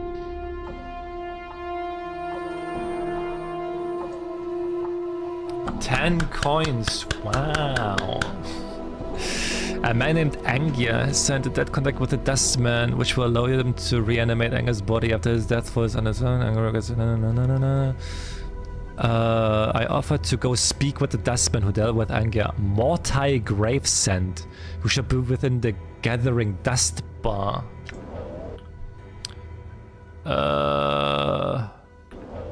Clap Rich. That's me. That's me. Where's the dust bar? Probably, let's go down here.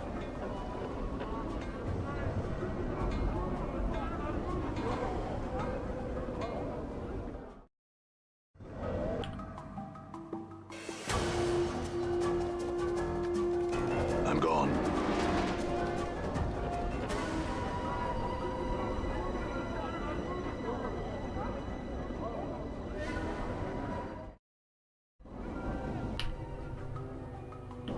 journal right. Oh yeah. Mortai, Dustman, no, Mortai here. This tiny, wizened man is dwarfed by his huge dustman robes. They look as if they were chosen to cloak his small stature. Although he looks to be in his late 90s, this man is extremely energetic. He fidgets continuously and his eyes dart around the bar like a bird's. Greetings. The man's eyes gleam as he takes your measures and he gives you a slight nod in greeting. Hail and well met, traveler. You look like one who is just getting their sickle legs about them. He trails off. Pardon me, have we met before? Your face seems familiar somehow. Possibly, are you certain it was me? Maybe I was mistaken. Mortai shakes his head. Well, no matter. How is it that Mortai Gravesend may help you? Do you seek? He clucks his tongue as he speaks. The contract, perhaps? Mortai Gravesend, are you the dustman who signed the contract with Anya? Mortai frowns. He looks puzzled. Mayhap. He thinks for a moment. I do not recall the name, however. I should like to settle that contract. Mortai looks wary.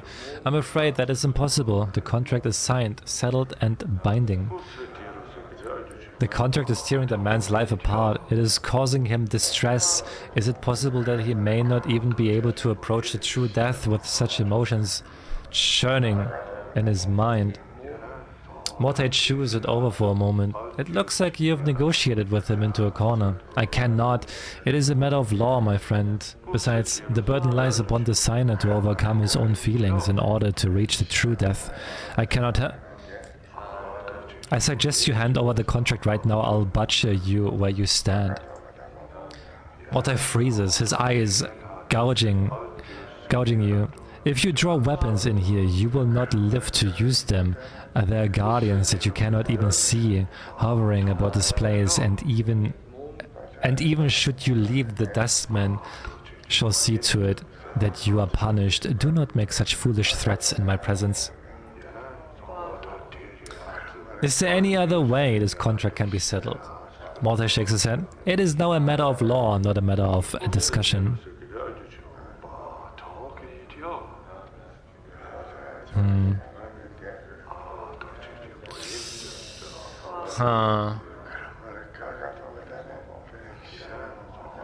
Can I bluff? I risk it. Mortai's face turns pale. You didn't think that was possible for a dustman? He sputters for a moment, as if uncertain what to do. You! He suddenly turns and claps his hands 3 times, and a great roaring of wind passes through the bar. Alright, prepare to die. Oh shit. Oh shit. Oh, it was one hit.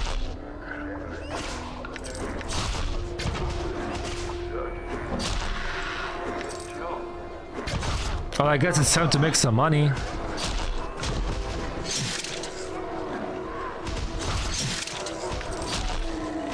I'm hurt. I'm gone. Tanya's Valley.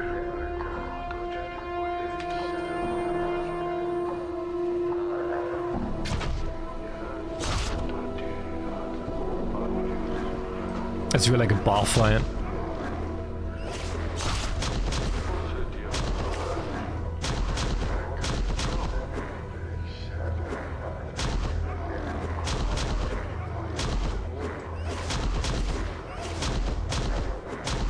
My jaw. What? Okay.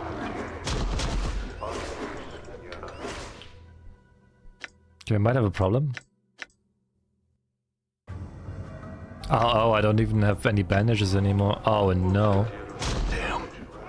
Oh my god, he's stuck. Die. What's up? Okay.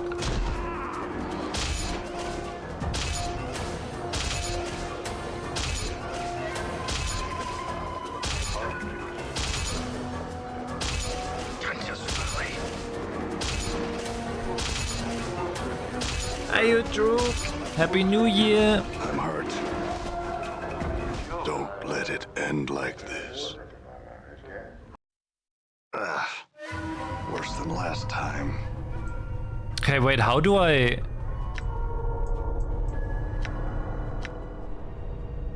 How do I revive them again?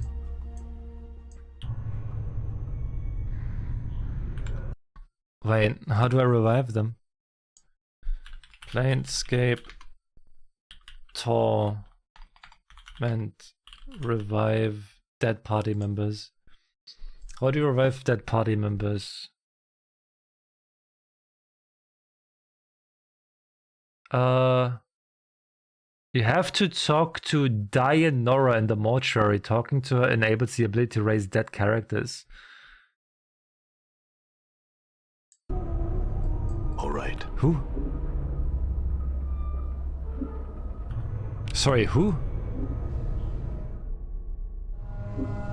I'm gone.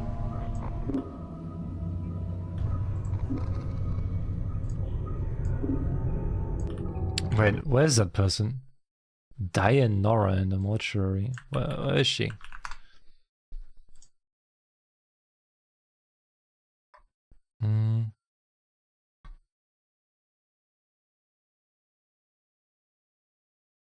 Hey, she's on the first floor.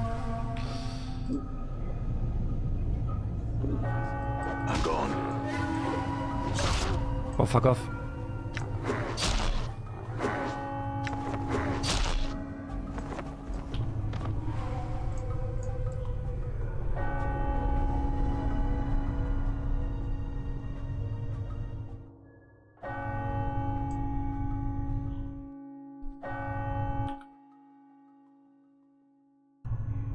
All right.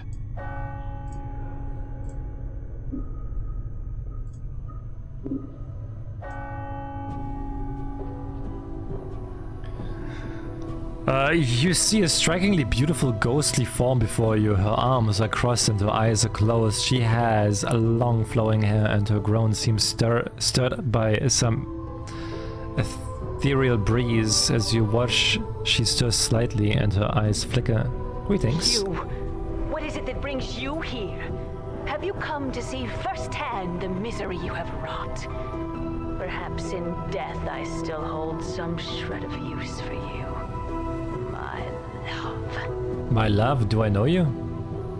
The spirit makes a begging motion with her hands. How can it be that the thieves of the mind continues to steal my name from your memory?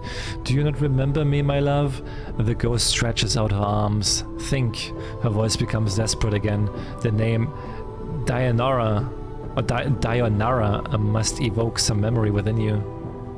No, I'm sorry.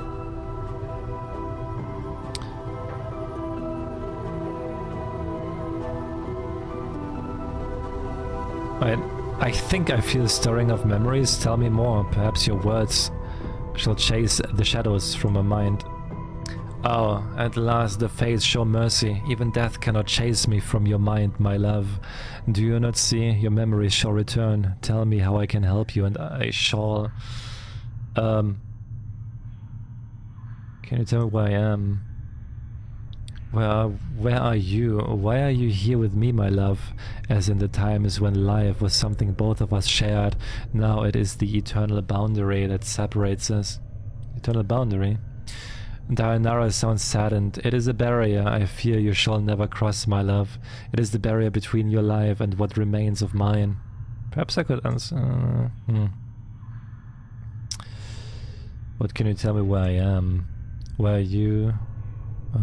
Wait, no. Who I am? You are the one both blessed and cursed, my love, and you are one who is never far from my thoughts and heart.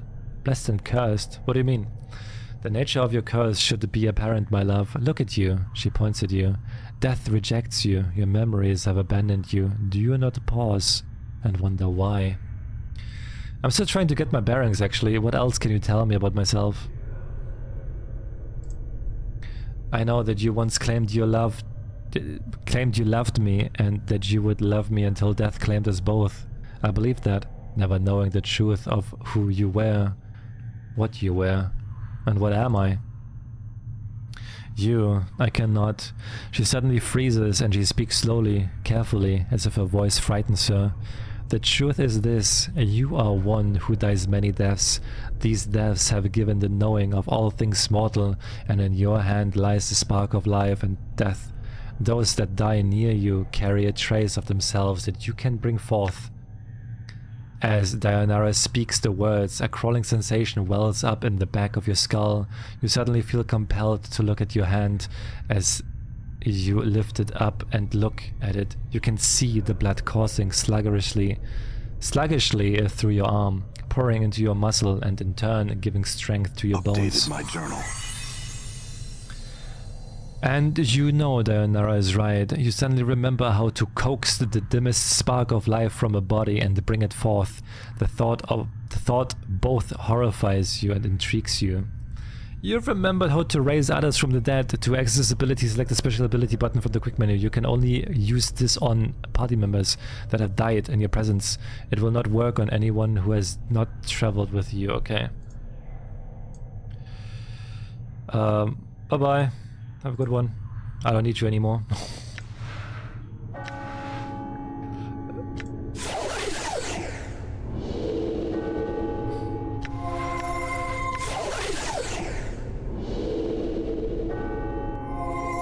I'm gone. Nice.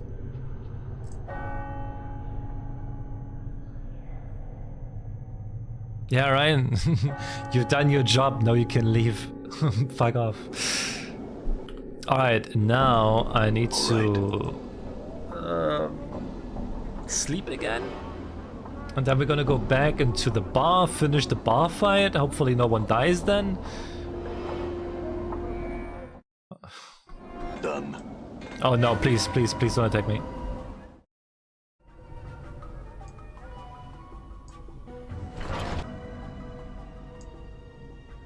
I'm gone. Kinda like cheating the system here.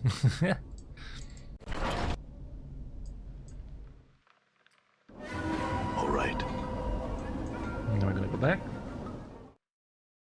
I'm gone.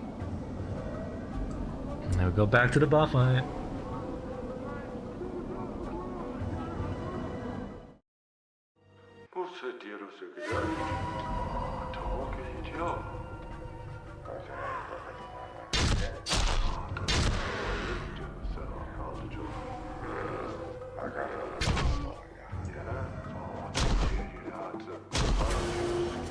Damn it.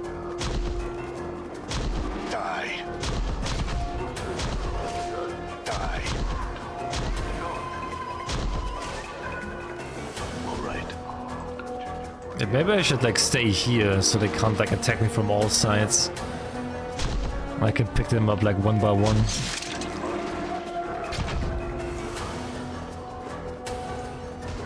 Done. Alright. Princess Valley.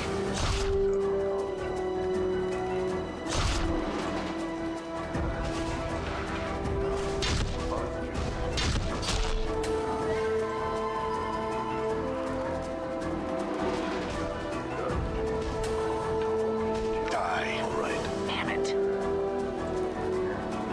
I'm hurt.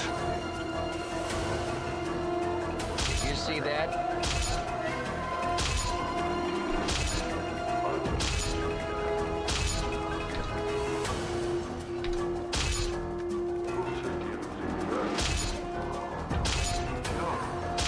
Well, can you just hit him, please? Princess Valley. Wounded.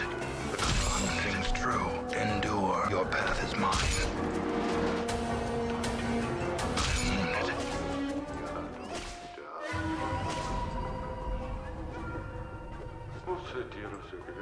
Did you see that? Yes. Poor Dagon. I knew him well.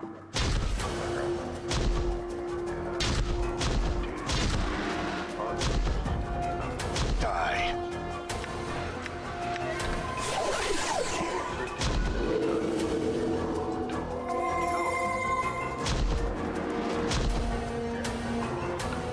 Damn.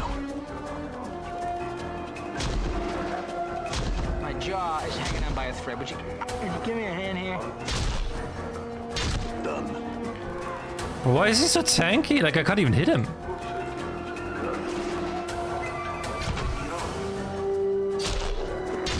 Die. Damn it.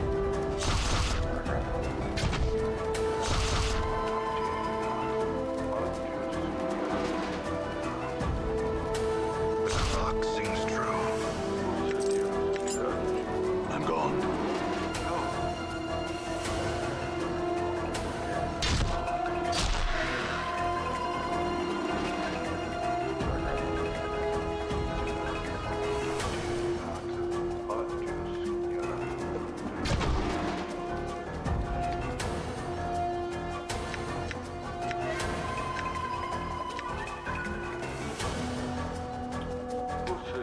What's the word, Chief? I'm gone. Did you see that? Die. The clock sings I'm hurt. true. Done. I legit can't hit him.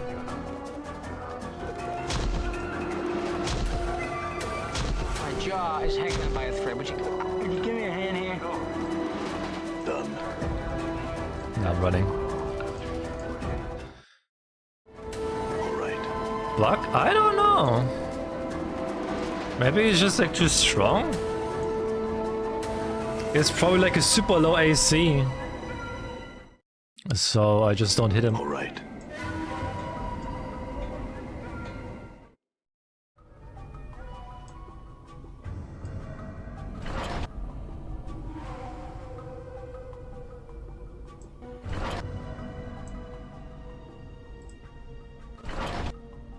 Done. I'm gone.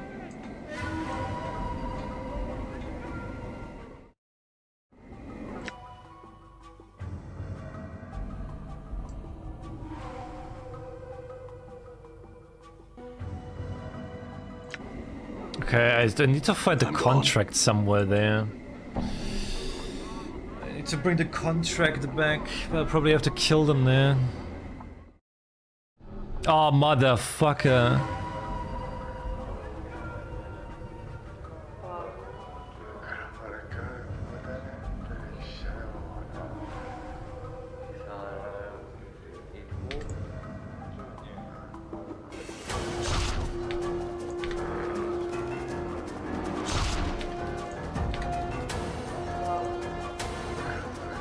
I'm gone.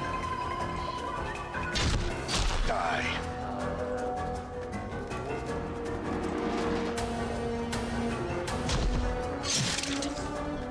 Damn.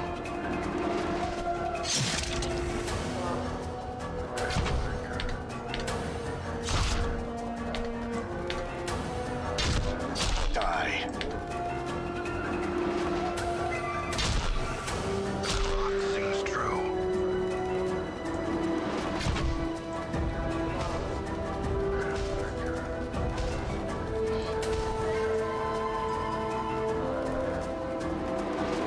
Die.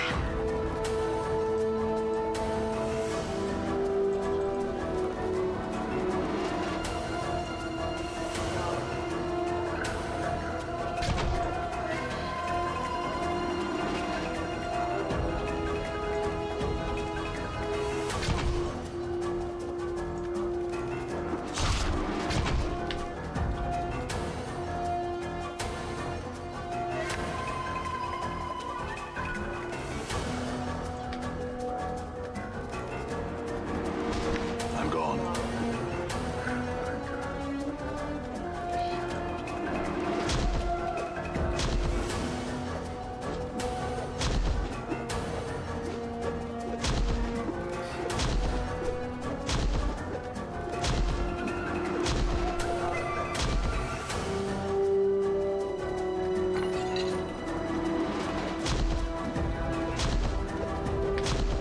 I hear your words.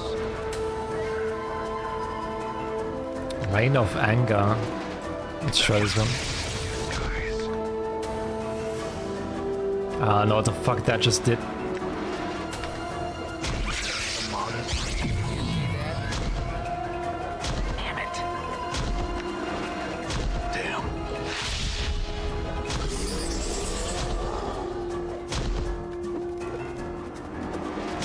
jaw is hanging by a thread. Would you give me a hand here? I'm gone.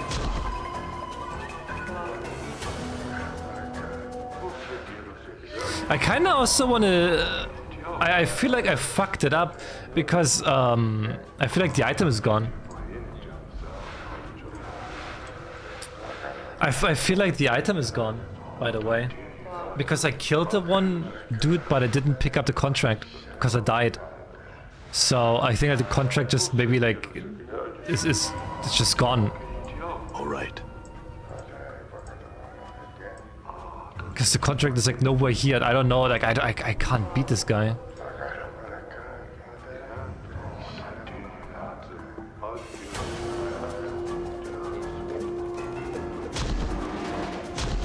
What's up? Sure, why not? Stupid yabo. I'm hurt. Done.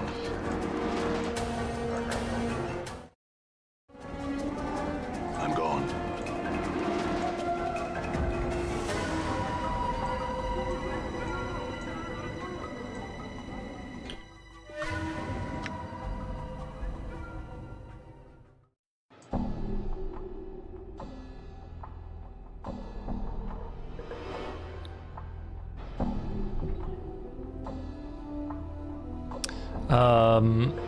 Right, Angia.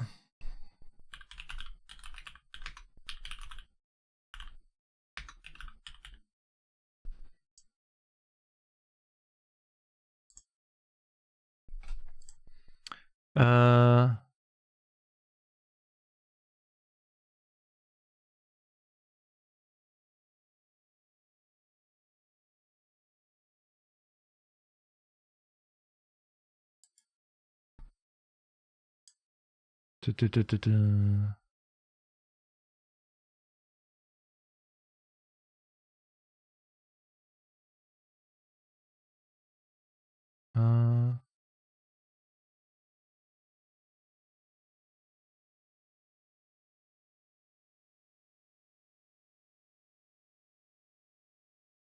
Yeah, okay. So this quest is just bugged for me now. Because I need the contract. All right.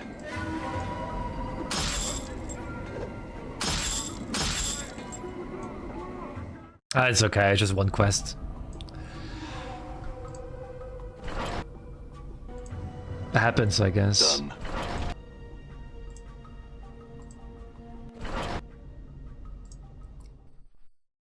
I'm gone.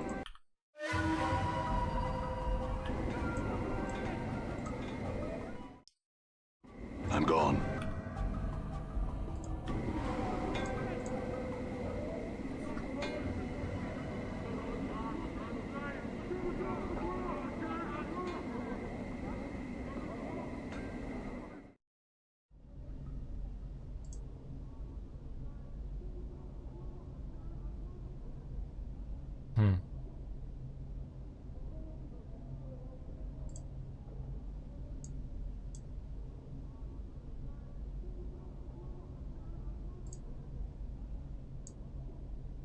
Oh, Morta, he's dead?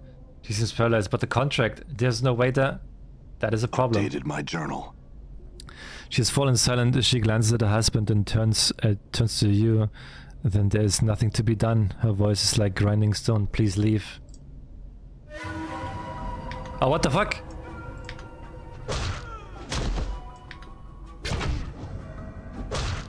I haven't had this much fun since the last time.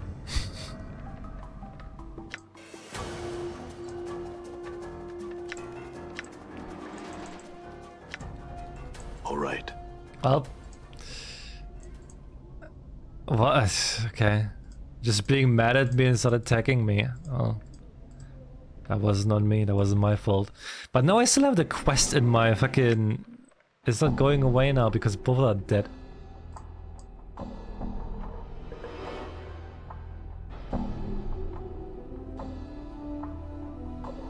Oh yeah, we have to go to Being the sender.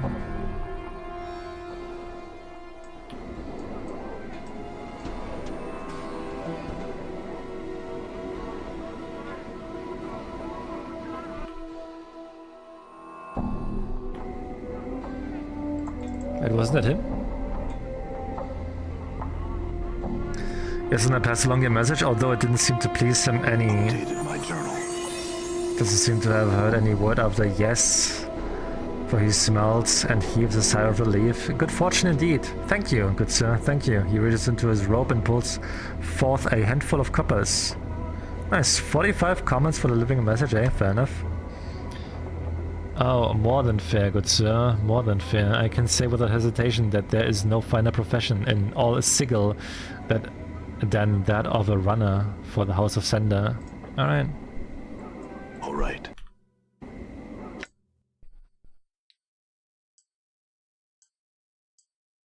So we basically have 3 more quests, but I would leave it for today, and then we're gonna continue next time. It's still shitty that this quest is ruined now, but okay. It is what it is, I guess. My god, what the fuck are they wearing? It's like they wear like nothing.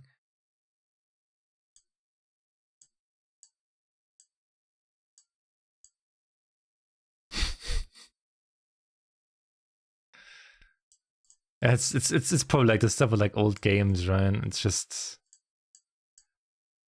it's a bit weird.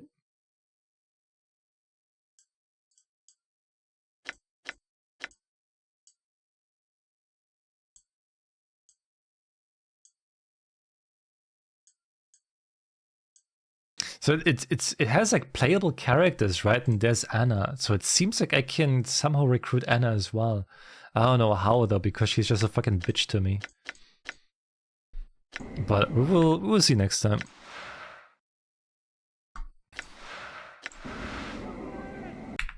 We will see next time.